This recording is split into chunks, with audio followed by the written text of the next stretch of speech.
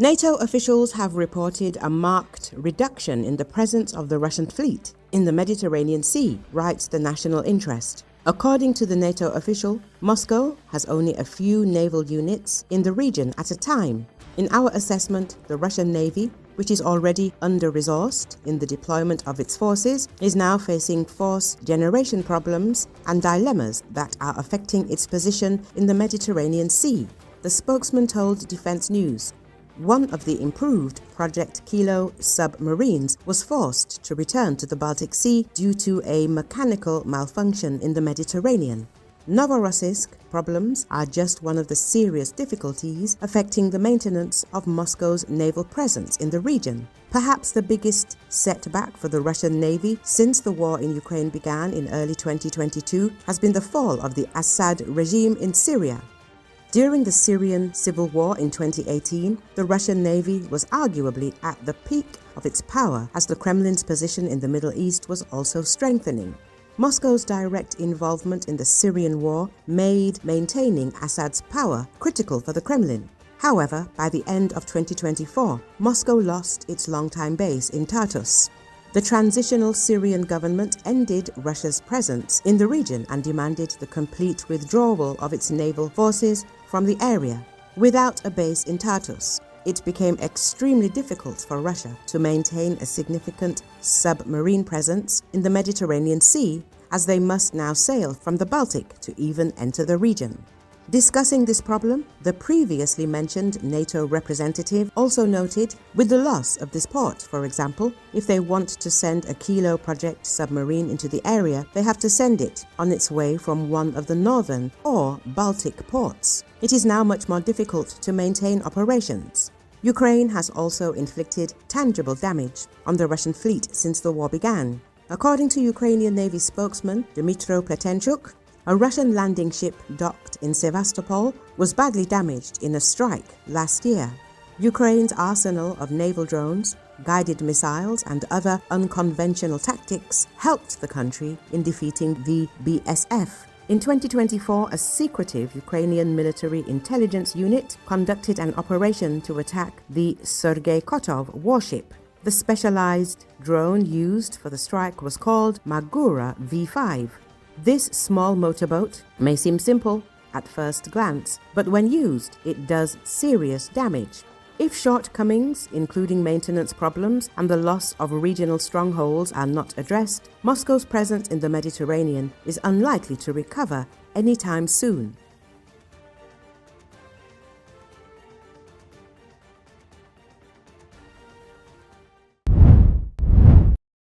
On the night of October 19, 2025, Ukraine's defense forces carried out strikes on strategic Russian facilities involved in supporting the needs of the aggressor state's armed forces, according to the General Staff of the Armed Forces of Ukraine.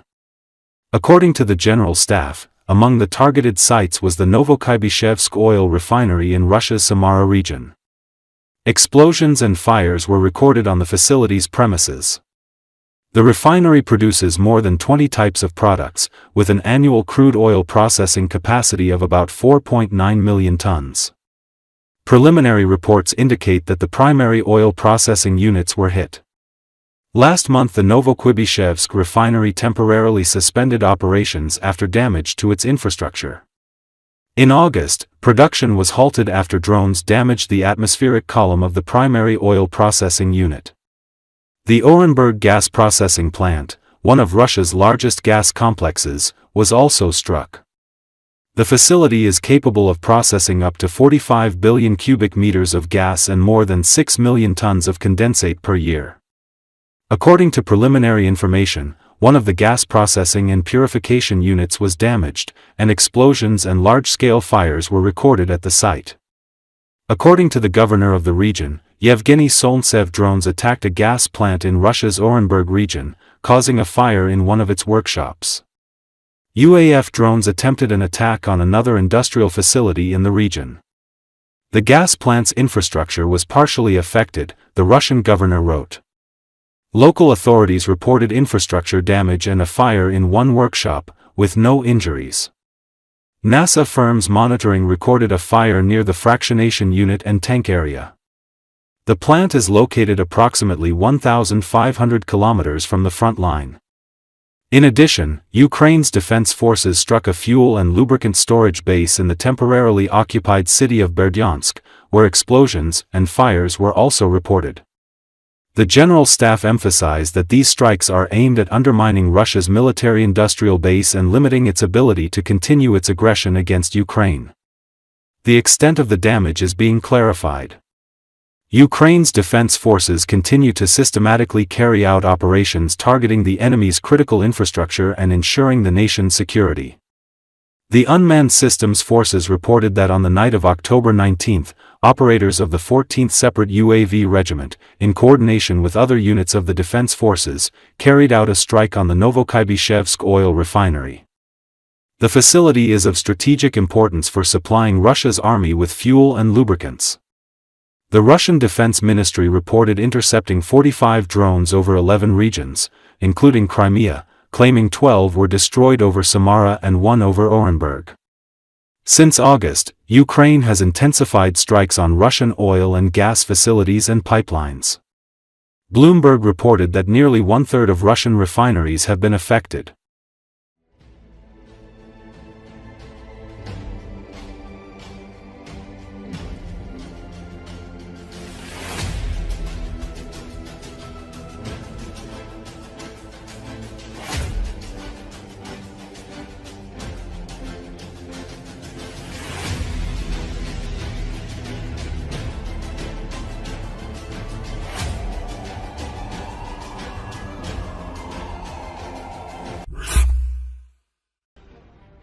The Ukrainian armed forces will decide for themselves whether to launch a new offensive without regard to US President Donald Trump's position on the matter.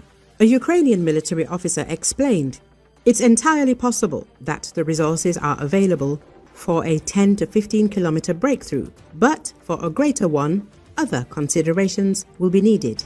Trump has spoken about making some important decisions in the context of the Ukrainian Armed Forces' new offensive, but this couldn't be standard show-offs, said Ihor Lutsenko, a military officer and co-founder of the Aerial Reconnaissance Support Center, in an interview with Union. However, the US can help with tangible actions, not just words. In addition to Tomahawk missiles, the Ukrainian armed forces need air defense systems to counter aircraft-carrying cabs on the front line and a large number of HIMARS missiles, which will break through Russian positions in a certain area. Lutsenko explained that at this stage of the war, both the Ukrainian and Russian armed forces could well have reserves that they could deploy if necessary.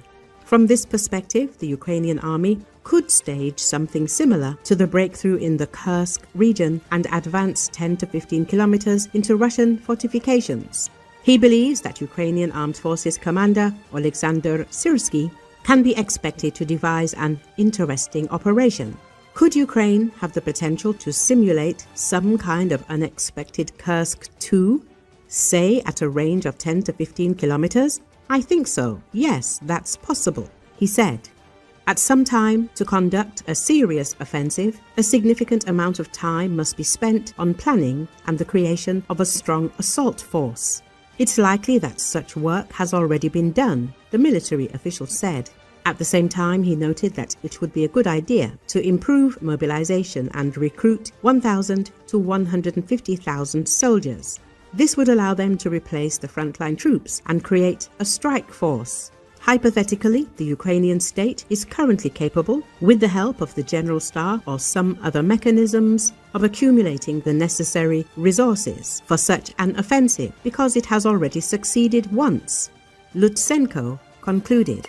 It's worth noting that in October, US President Donald Trump stated the possibility of a new offensive by the Ukrainian armed forces. According to the head of the White House, for this to happen, Ukraine would like to receive more weapons, including Tomahawk missiles, which are abundant in the Pentagon's stockpiles. During the almost 4 years of war, there were approximately 3 offensives by the Ukrainian armed forces.